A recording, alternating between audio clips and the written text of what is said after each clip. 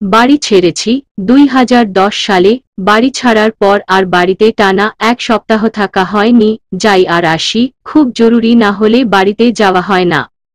গ্রামে থেকেছি আর কত বছর, 16 বা 17 বছর বয়স পর্যন্ত। তারপর থেকেই এই শহরে থাকি। কত জায়গায় কতভাবেই এই শহরে থাকা হয় বা হয়েছে।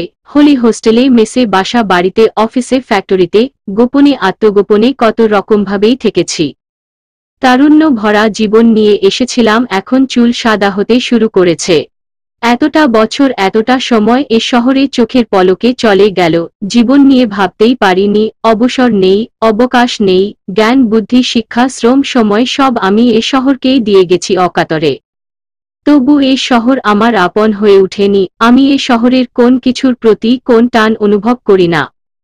আমার টান আছে আমার মাটির ভিটার, টিনের চালের গ্রামের ঘরটার প্রতি। আমি অনুভব করি যে নদীতে সাঁতার শিখেছিলাম তার বয়ে চলা স্রোত, যে মেঠো পথ ধরে হাঁটতে হাঁটতে স্কুলে যেতাম সেই পথ আমাকে টানে।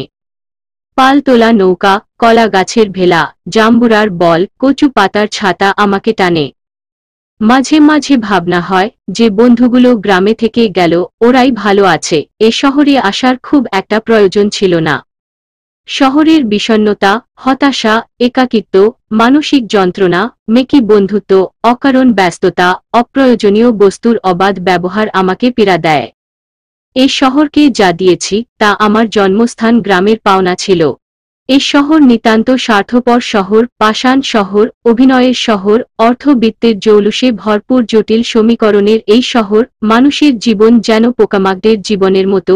16 বছর পর্যন্ত যারা আপন হয়ে উঠেছিল তারাই জীবন শেষে আপন। পাখির কিচির মিচির, সন্ধ্যায় ঝিঝি পোকার আওয়াজ, ডাহুক পাখির ডাক, রাতে ভর শিয়ালের হুক্কাহুয়া, পূর্ণিমা রাতে শুকনো বাঁশঝাড়ের মর্মর শব্দ।